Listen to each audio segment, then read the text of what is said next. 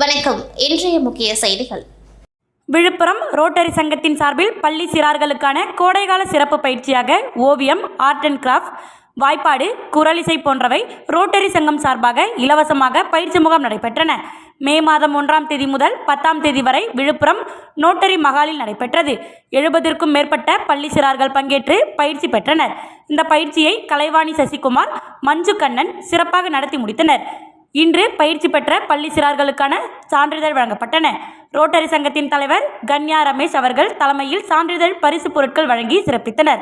மேற்படி விழாவினை முன்னாள் துணை ஆளுநர் மு. காங்கேயன் ஒருங்கிணைத்தார். மேலும் விழாவினை முன்னாள் துணை ஆளுநர் சரவணகுமார், ராதாகிருஷ்ணன், பாலகுருநாதன், ஸ்ரீதரன், நம்மாழ்வார் இவ்விழாவினை சிறப்பித்தனர் மற்றும் கணேஷ் வாழ்த்துரை வழங்கினார். செயலாளர் அன்பழகன் முன்னிலை வகித்தார். பொருளாளர் சுரேஷ்குமார் நன்றியுரை கூறினார். இந்திய கடலோர காவல்படை நிலையம் நாகப்பட்டினம், காரைக்கால் உள்ளிட்ட கடலோர பகுதிகளில் காரைக்காலை தலைமையிடமாக இருந்து வருகிறது. கடல் பகுதியில் எல்லைகளை பாதுகாக்கும் வீரர்களுக்கு வருடா வருடம் பல்வேறு விளையாட்டுப் போட்டிகள் நடத்தப்படுவது வழக்கம். அதன் ஒரு பகுதியாக இன்று காரைக்கால் விளையாட்டு அரங்கத்தில் கடலோர காவல்படை வீரர்களுக்கு இடையே டென்னிஸ் போட்டி நடைபெற்றது. இதில் காரைக்கால் கடலோர காவல்படை நிலைய ஸ்டேஷனில் பணிபுரிபவர்கள் ஒரு அணியாகவும், ICGS அம்மையா ரோந்து கப்பல் மற்றும் ICGS உர்ஜா பிரதீக் ரோந்து கப்பல் மற்றும் C-435 கப்பல், C-436 கப்பல் என்று 5 அணிகளாக பிரிந்து 18 வீரர்கள் டென்னிஸ் போட்டியில் நடைபெற்றது. ஒவ்வொரு அணியாக போட்டியில் போட்டி போட்டு விளையாடிய வீரர்கள். இதில் உர்ஜா பிரதீக் கப்பல் டீம் முதலிடத்தை பிடித்து வெற்றி பெற்றது. வெற்றி பெற்ற வீரர்களுக்கு காரைக்கால் கடலோர காவல்படை தலைமை கமாண்டர் விஜய் விஸ்வநாதன் அவர்களுக்கு பரிசளித்தார். மேலும் வெற்றி பெற்ற வீரர்கள் சென்னையில் நடைபெறும் இறுதிப் போட்டியில் பங்கேற்பார்கள் என்று தெரிவித்துள்ளனர். கடலோர காவல்படை வீரர்கள் போட்டி போட்டு விளையாடியது அனைவரையும் கவர்ந்தது. புதுச்சேரி மாநிலம் காரைக்கால் அடுத்த திருநள்ளாற்றில் அமைந்துள்ளது உலக பிரசித்தி பெற்ற ஸ்ரீ தர்பாரண்யேஸ்வரர் வேதஸ்தானம். ஸ்ரீ சனீஸ்வர பகவான் கோவிலில் வைகாசி பிரம்மோற்சவ விழா கடந்த 5ஆம் தேதி கொடியேற்றத்துடன் துவங்கியது. அதனைத் தொடர்ந்து தினந்தோறும் சுவாமி வீதியுலா நடைபெற்று வருகிறது. இவ்விழாவின் ஒரு பகுதியாக ஸ்ரீ தர்பாரண்யேஸ்வரர் பிரண்டாம்பிகை பூத வாகனத்தில் எழுந்தருளி பக்தர்களுக்கு அருள் பாலித்தார்.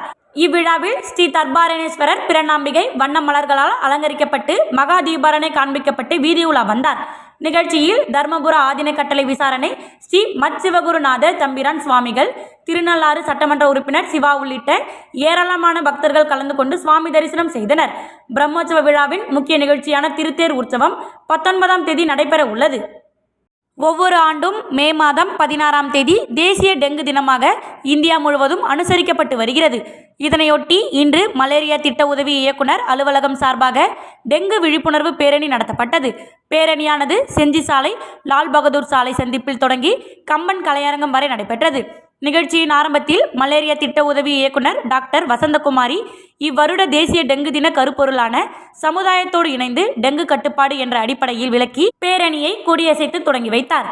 பேரணியில் சுகாதார உதவியாளர்கள், சுகாதார ஆய்வாளர்கள், தொழில்நுட்ப உதவியாளர்கள், பூச்சியியல் உதவியாளர் மற்றும் மலேரியா களப்பணியாளர்கள், ஆஷா பணியாளர்கள் பங்கு பெற்று டெங்கு விழிப்புணர்வு பதாகைகளை ஏந்தியபடியும் விழிப்புணர்வு பிரசுரங்களை வழங்கியபடியும் ஊர்வலமாக சென்றனர். டெங்கு விழிப்புணர்வு ஆட்டோ பிரச்சாரம் பேரணியும் நகர பகுதிகளிலும் நடைபெற்றது. புதுச்சேரியில் அதிகாலை முதல் மழை பெய்து வருகின்றது. தற்போது கோடை விடுமுறை என்பதால் சுற்றுலா பயணிகள் புதுச்சேரியை நோக்கி படையெடுத்து வருகின்றனர். இன்று காலை புதுச்சேரி கடற்கரையில் பயணிகள் குவிந்தனர். மழை காரணமாக கடல் சீற்றத்துடன் பெரிய அலைகளும் வந்த வண்ணம் இருந்தது. இந்நிலையில் பயணிகள் யாரும் கடலில் இறங்க வேண்டாம் என போலீசார் எச்சரித்ததுடன் அங்கிருந்து பொதுமக்களை வெளியே அனுப்பினர். இதனால் காலையில் அப்பகுதியில் சிறிது நேரம் பரபரப்புடன் காணப்பட்டது. புதுச்சேரி மற்றும் சுற்று வட்டார பகுதிகளில் அதிகாலை முதல் சாரல் மழை பெய்து வருகிறது. இதனால் பூமி குளிர்ந்து குளிர்ச்சியான சூழல் நிலவி வருகிறது. புதுச்சேரியில் ஏப்ரல் மாதம் தொடங்கியதிலிருந்தே வெயில் சுட்டெரித்த நிலையில் கடந்த சில நாட்களாக அவ்வப்போது மழை பெய்து வருகிறது. இந்நிலையில் இன்று அதிகாலை முதல் புதுச்சேரி நகரப்பகுதியான கடற்கரை சாலை, உப்புளம், முத்தியால்பேட்டை, முதலியார்பேட்டை, புதிய பேருந்து நிலையம் மற்றும் கிராம பகுதிகளான வில்லியனூர், பாகூர், திருக்கனூர், கன்னியக்கோவில், காலாப்பட்டு, மதகடிப்பட்டு உள்ளிட்ட பகுதிகளில் பரவலாக சாரல் மழை பெய்து வருகிறது. மழையால் பூமி குளிர்ந்து குளிர்ச்சியான சூழல் நிலவி வருவதால் கோடை விடுமுறையில் புதுச்சேரிக்கு வருகை புரிந்துள்ள சுற்றுலா பயணிகள் மற்றும் பொதுமக்கள் மகிழ்ச்சி அடைந்துள்ளனர். மேலும் மழையின் காரணமாக கல்லூரி மாணவர்கள் மற்றும் பணிக்கு செல்வோர் குடைபிடித்தபடி சென்றனர். இதனிடையே லேசான கடல் சீற்றம் காரணமாக புதுச்சேரி கடற்கரையில் இறங்க சுற்றுலா பயணிகளுக்கு போலீசார் தடை விதித்து கடற்கரையில் விளையாடு கொண்டிருந்த சுற்றுலா பயணிகளை வெளியேற்றினர். தட்டாஞ்சாவடி தொகுதிக்குட்பட்ட தட்டாஞ்சாவடி ஊரில் உள்ள வீதிகள் கங்கையம்மன் கோவில் வீதி 1, கங்கையம்மன் கோவில் வீதி 2, வள்ளலார் வீதிகளில் உள்ள சாலைகள் மிக மோசமாக இருந்து வந்தது. இந்த சாலையை சீரமைக்க இப்பகுதி மக்கள் நீண்ட காலமாக கோரிக்கை வைத்து வந்தார்கள். இதனை ஏற்று உழவர்கரை நகராட்சி நிர்வாகம் சரி செய்வதற்கு ரோடுகளை தோண்டி இங்குள்ள வீடுகளில் உள்ள படிக்கட்டுகளை உடைத்து சாலை அமைக்கும் பணி, சைடு வாய்க்கால் அமைக்கும் பணியை கடந்த 3 மாதத்திற்கு முன்பு துவக்கினார்கள். இந்த பணிகள் முழுமை பெறாமல் கிடப்பில் போடப்பட்டுள்ளது. இதனால் இந்த பகுதியில் வசிக்கும் மக்கள் மிகவும் சிரமப்படுகிறார்கள். எனவே விரைவாக சாலை அமைக்கும் பணியினை முடிக்க வலியுறுத்தி இந்திய கம்யூனிஸ்ட் கட்சி சார்பில் இப்பகுதி மக்களிடம் கையெழுத்து இயக்கம் நடத்தி நகராட்சி ஆணையரிடம் கோரிக்கை மனு இன்று அளிக்கப்பட்டது. இந்நிகழ்ச்சிக்கு இந்திய கம்யூனிஸ்ட் கட்சி மாநில துணை செயலாளர் சேது செல்வம் தலைமை வகித்தார். தொகுதி செயலாளர் தென்னரசன், மாநில குழு உறுப்பினர் முருகன், தொகுதி பொருளாளர் தனஞ்செழியன், கிளை செயலாளர்கள் கருணாகரன், செந்தில், தியாகு உட்பட இப்பகுதி மக்கள் கலந்து கொண்டார்கள். செய்தியாளர்களை சந்தித்த சட்டமன்ற உறுப்பினர் நேரு, புதுச்சேரி ஸ்ரீ வேதபுரீஸ்வரர் ஸ்ரீ வரதராஜ பெருமாள் தேவஸ்தானத்திற்கு சொந்தமான சுமார் 2 கோடி ரூபாய் மதிப்புள்ள 2400 சதுர அடி காமாட்சி அம்மன் கோவில் வீதியில் உள்ளது. இந்த இடத்தை முன்னாள் அறங்காவலர் குடும்பத்தினர் அபகரித்து இங்குள்ள 10க்கும் மேற்பட்ட கடைகளில் வாடகைகளை அரசியல்வாதி பின்புலத்தோடு வசூலித்து வருகின்றனர் என்று குற்றம் சாட்டினார். கோவிலுக்கு சொந்தமான இடத்தை போலியான ஆவணங்களை கொடுத்து முன்னாள் அறங்காவலர் குடும்பத்தினருக்கு சொந்தம் என நீதிமன்றத்தில் உத்தரவை பெற்றுள்ளதாக குற்றம் சாட்டிய நேரு எம்எல்ஏ அபகரிப்பாளர்களிடமிருந்து உடனடியாக கோவில் இடத்தை மீட்க வேண்டும் என கோரிக்கை விடுத்தார்.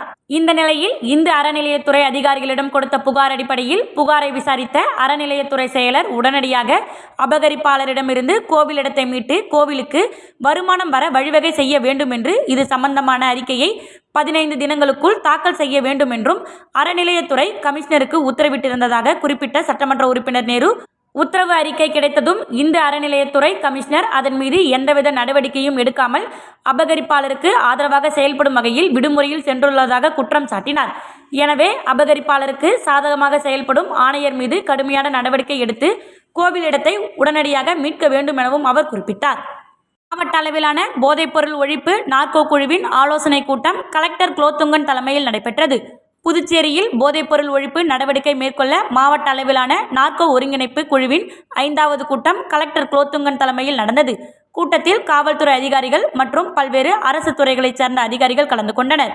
கூட்டத்தில் கஞ்சா பயிர் போன்ற சட்டவிரோத பயிர் சாகுபடியை கண்காணிக்க வேண்டும், போதைப் பொருட்கள் புழக்கம், கடத்தல் மற்றும் விற்பனையை தீவிரமாக கண்காணித்து தடுக்க வேண்டும், மாணவர்களை விளையாட்டு, இசை, நடனம் போன்றவற்றில் ஈடுபடுத்த பெற்றோர்களுக்கு விழிப்புணர்வு ஏற்படுத்த வேண்டும், போதைப் பொருட்கள் கண்டறிதலுக்கான உபகரணங்கள் தேவைகளை மதிப்பீடு செய்தல் மற்றும் மாவட்டத்தில் போதைப்பொருள் ஒழிப்பு மற்றும் மறுவாழ்வு மையங்களில் மேற்பார்வையிடுதல் குறித்து ஆலோசனைகள் செய்யப்பட்டது. காரைக்காலில் வடிகால் தூர்வாரப்படாததால் பருத்தி வயல்களில் மழைநீர் சூழ்ந்துள்ளதால் விவசாயிகளுக்கு உரிய நிவாரணம் மற்றும் காப்பீடு தொகையை வழங்க கோரிக்கை குரல் எழுந்துள்ளது. காரைக்கால் மாவட்டத்தில் பருத்தி பயிர் கோடைக்காலங்களில் சாகுபடி செய்யப்பட்டு வருகிறது. இந்த ஆண்டு காரைக்கால் மாவட்டத்திற்குட்பட்ட அம்பகரத்தூர் பகுதியில் சுமார் 200 ஏக்கர் நிலப்பரப்பில் பருத்தி சாகுபடி செய்யப்பட்டுள்ளது. தற்போது பருத்தி பயிர்கள் நன்கு வளர்ந்து காய் வைத்து பருத்தி வெடிக்கும் பருவத்திற்கு வந்த நிலையில் திடீரென கடந்த 3 நாட்களாக பெய்த மழையால் பருத்தி வயல்களில் தண்ணீர் தேங்கி இருப்பதாகவும் தண்ணீர் வடிவதற்கு ஏதுவாக வடிகால் வாய்க்கால்கள் தூர்வாரப்படாததால் வயல்களில் தேங்கிய மழைநீர் வடிவதற்கான சூழல் இல்லை எனவும் மழையின் காரணமாக வெடித்த பருத்தி காய்கள் வீணாகி விட்டதாகவும் சிறிய காய்கள் கொட்டி விட்டதாகவும் செடிகள் வாடி காணப்பட்டதாகவும் விவசாயிகள் வேதனை தெரிவிக்கின்றனர். எனவே மேலும் 3 நாட்களுக்கு மழை இருப்பதாக வானிலை ஆய்வு மையம் கூறியிருக்கும் நிலையில் இந்த மழைக்கே தாக்குப்பிடிக்காத பருத்தி செடிகள் மேலும் மழை பெய்தால் முற்றிலுமாக அழிந்துவிடும் சூழல் ஏற்படும் என்பதால் பாதிக்கப்பட்ட விவசாயிகளுக்கு நிவாரணம் மற்றும் காப்பீடு தொகையினை வழங்க வேண்டும் என விவசாயிகள் புதுச்சேரி அரசுக்கு கோரிக்கை விடுத்துள்ளனர். பருத்தி பணப்பயிர் சொல்லி விவசாயத்தில் சொல்லியிருக்கிறாங்களே தவிர இந்த பணப்பயிர்கள் இந்த வருஷம் பல வகை பாதிக்கப்பட்டு ஒரு செடிக்கு ஒரு 40-50 காய் இருந்தாலும் ஒரு நார்மலாக ஒரு இருக்கும். போன வருஷம் சுத்தமாக ரேட்டு கிடையாது. இந்த வருஷம் பருத்தியில் கீழே ஒரு 5 காய் 6 காய் தான் இருக்குது. பாக்கி எல்லாமே கருவி கீழே விழுந்துட்டு மழையிலெல்லாம் அழிஞ்சு போயிடுச்சு. இப்போ செடியே நான் இப்போ மழுகிற நிலைக்கு ஆகுது. தண்ணி ஏன்னா இந்த ஒரு வாரத்துக்கு இந்த தண்ணி நிற்கும். 3 நாளைக்கு இருந்தால் கூட 4ஆம் நாள் தண்ணி வடிஞ்சிடணும். வடிஞ்சாதான் அந்த மண் ஈரப்பதம் குறைஞ்சாதான் செடி கிளம்புறது வாய்ப்பு. இப்போ அது அந்த மாதிரி இருக்க என்ன செய்யுது, கீழே இருக்கிற சப்பங்கிறது அந்த காயாக இருக்கிறது கூட அழுகி போய் புழுவாக போய் இடம் போயிடும். சுத்தமாக வாய்ப்பு நிறையா இருக்குது. விவசாய இலாக்காவுக்கு அறிமுகப்படுத்துறது என்னன்னா எங்களுக்கு நிவாரணமும் இதை பார்வையிட்டு அவங்க கலெக்டர் வரைக்கும் கொடுக்கணும். கொடுத்து மனு கொடுத்தா வந்தால் தான் எங்கள் விவசாயிகள் பாதிக்கலாம். உயிர் தோழி இறந்த துக்கம் தாங்காமல் பள்ளி மாணவி தற்கொலை செய்து கொண்ட சம்பவம் புதுச்சேரியில் சோகத்தை ஏற்படுத்தியுள்ளது. புதுச்சேரி நெல்லித்தோப்பு தொகுதிக்குட்பட்ட அருந்ததியர்புரம் பகுதியைச் சேர்ந்தவர் மூர்த்தி தனியார் நிறுவனத்தில் லோடு மேனாக பணிபுரிந்து வருகிறார். இவரது மகள் வான்மதி அரசு பள்ளியில் 10ஆம் வகுப்பு முடித்துவிட்டு வீட்டிலிருந்து வந்துள்ளார். இந்நிலையில் நேற்று மாலை வான்மதி வீட்டு குளியலறை ஜன்னலில் தூக்கிட்டு தற்கொலை செய்து கொண்டார். இதுகுறித்து உருளையான்பேட்டை போலீசார் வழக்கு பதிவு செய்து விசாரணை மேற்கொண்டதில் வான்மதியின் தோழி சாரத்தைச் சேர்ந்த கலையரசி இருவரும் ஒரே பள்ளியில் படித்து வந்துள்ளனர். இருவரும் உயிருக்கு உயிரான தோழியாக பழகி வந்துள்ளனர். இதனிடையே கடந்த 3 நாட்களுக்கு முன்னர் கலையரசி ஒருதலையாக காதலித்த காதலன் அவருடன் பேசவில்லை என்ற காரணத்தால் தூக்கிட்டு தற்கொலை செய்து கொண்டதை தாங்க முடியாமல் கலையரசியும் தூக்கிட்டு தற்கொலை செய்து கொண்ட நிலையில் தோழியின் துக்க நிகழ்ச்சிக்கு சென்று விட்டு வந்த நாள் முதல் வான்மதி மிகவும் சோகமாக இருந்துள்ளார். இந்நிலையில் நேற்று தனது வாட்ஸ்அப் ஸ்டேட்டஸில் தனது தோழி குறித்து பதிவு செய்துவிட்டு வீட்டில் யாரும் இல்லாத போது அவர் தூக்கிட்டு தற்கொலை செய்து கொண்டது விசாரணையில் தெரிய வந்துள்ளது. புதுவை களித்தீர்த்தால்குப்பம் மணக்குள விநாயகர் இன்ஸ்டிடியூட் ஆஃப் டெக்னாலஜியில் சாதனை பாராட்டு விழா இன்று கல்லூரி வளாகத்தில் நடைபெற்றது. இந்த நிகழ்ச்சியில் Chennai Tata Consultancy Service, Internet of Things மற்றும் டிஜிட்டல் இன்ஜினியரிங் பிரிவு சர்வதேச மனித வளத்துறை தலைவர் திரு MP லக்ஷ்மண் பிரகாஷ் தலைமை விருந்தினராக கலந்து கொண்டு வேலைவாய்ப்பு பெற்ற மாணவர்களுக்கு பணி நியமன ஆணை மற்றும் கல்வியில் சாதனை புரிந்த பேராசிரியர் மற்றும் மாணவர்களுக்கு விருது மற்றும் பரிசுகள் வழங்கி கௌரவித்தார். இவ்விழா மணக்குள விநாயகர் கல்வி குழும தலைவர் மற்றும் நிர்வாக இயக்குனரும் திண்டிவனம் தக்ஷீலா பல்கலைக்கழக வேந்தருமான திரு M தனசேகரன் அவர்கள் தலைமையில் நடைபெற்றது. அவர் தமது உரையில் வேலைவாய்ப்பு பெற்ற மாணவர்கள் எந்த துறையில் எந்த நிலையில் பணிபுரிய நேர்ந்தாலும் கிடைத்த வாய்ப்பை நன்றாக பயன்படுத்தி கொண்டு உழைத்து முன்னேற வேண்டும் என்று கூறினார். மேலும் பணியிடத்தில் எதிர்கொள்ளும் சவால்களை திறம்பட கையாள திறமைகளை மென்மேலும் வளர்த்து கொள்ள வேண்டும் என்று அறிவுறுத்தினார். தலைமை விருந்தினர் திரு MP லக்ஷ்மண் பிரகாஷ் உரையாற்றுகையில் வேலைவாய்ப்பு பெற்ற மாணவர்கள் சுயமாக சிந்தித்து முடிவெடுக்கும் திறன் பெற்றவர்கள். ஆகையால் பெற்றோர்கள் அவர்களுக்கு அனுசரணையாக இருந்தால் போதும் என்று கேட்டுக்கொண்டார். மேலும் DCS நிறுவனத்தின் சிறந்த செயல்பாடுகள், சான்றுகள் மற்றும் முன்னேற்றத்திற்கு உரிய வாய்ப்புகள் பற்றி விளக்கி கூறினார். மணக்குள விநாயகர் கல்வி குழும செயலாளர் டாக்டர் நாராயணசாமி கேசவன் சிறப்புரையாற்றுகையில் புதிய தொழில்நுட்பங்கள் மற்றும் அவற்றின் பயன்பாடுகள் பற்றி கூறினார். மேலும் பணி நியமன ஆணை பெற்று வேலையில் சேர இருக்கும் மாணவர்கள் நன்றாக பணிபுரிந்து அடுத்த தலைமுறை மாணவர்களுக்கு ஒரு சிறந்த முன் உதாரணமாக இருக்க வேண்டும் என்று கேட்டுக்கொண்டார். மணக்குள விநாயகர் கல்வி குழும பொருளாளர் திரு T ராஜராஜன் முன்னிலை வகித்தார். கல்லூரி முதல்வர் முனைவர் S மலர்கண் வரவேற்புரை மற்றும் கல்லூரியின் நடப்பு கல்வி ஆண்டுக்கான சாதனை உரையாற்றினார். TCS நிறுவன மனித வளத்துறை அதிகாரிகள் திருமதி ராஜலட்சுமி மற்றும் திரு விமல் ஆகியோர் சிறப்பு விருந்தினர்களாக கலந்து கொண்டனர். இந்த கல்வியாண்டில் நடைபெற்ற 54 நிறுவன கல்லூரி வளாக வேலைவாய்ப்பு முகாம்கள் மூலம் 360 மாணவ மாணவிகள் 586 பணி நியமன ஆணை பெற்றனர். அவர்களில் மிக சிறந்த பன்னாட்டு நிறுவனங்களில் 32 மாணவ மாணவிகள் ட்ரீம் வேலைவாய்ப்பு பெற்றனர். மேலும் முன்னணி நிறுவனங்கள் மூலம் 333 மாணவ மாணவிகள் பணி நியமன ஆணைகளை பெற்றனர். நிகழ்ச்சியில் வேலைவாய்ப்புத்துறை அதிகாரி முனைவர் M ஜெயக்குமார் வேலைவாய்ப்பு மையத்தின் செயல்பாடுகள் குறித்த ஆண்டறிக்கை வாசித்தார். இறுதியில் மேலாண்மைத்துறை பேராசிரியர் முனைவர் S வைத்தீஸ்வரன் நன்றியுரையாற்றினார். நிகழ்ச்சியில் ஸ்ரீ மணக்குள விநாயகர் மருத்துவக் கல்லூரி இயக்குனர் டாக்டர் ராஜகோவிந்தன், ஸ்ரீ மணக்குள விநாயகர் பொறியியல் கல்லூரி வேலைவாய்ப்புத்துறை தலைவர் முனைவர் கைலாசம், மயிலம் பொறியியல் கல்லூரி வேலைவாய்ப்புத்துறை அதிகாரி முனைவர் சதீஷ், MID கல்லூரி டீன், அனைத்து துறை தலைவர்கள், பேராசிரியர்கள் மற்றும் வேலைவாய்ப்பு ஒருங்கிணைப்பாளர்கள் கலந்து கொண்டனர். இத்துடன் செய்திகள் நிறைவடைகின்றது. நன்றி, வணக்கம்.